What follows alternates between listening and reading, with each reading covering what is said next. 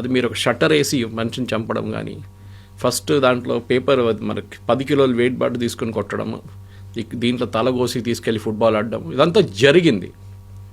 It is not that it did not happen, it actually happen.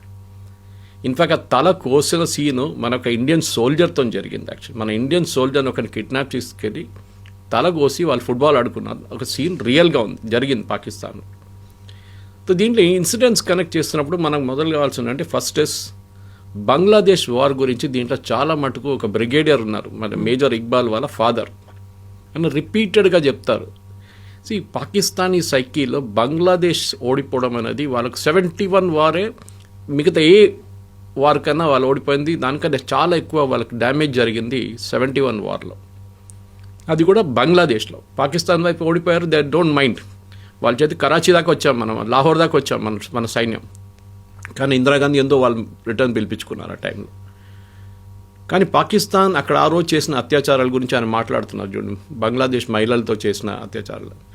అది కాకుండా వాళ్ళ prisoner of వార్స్ని ఎట్లా treat చేశారు మన ఇండియన్ ఆర్మీ, అది వాళ్ళ మైండ్లో ఎప్పుడు కూడా ఉంది.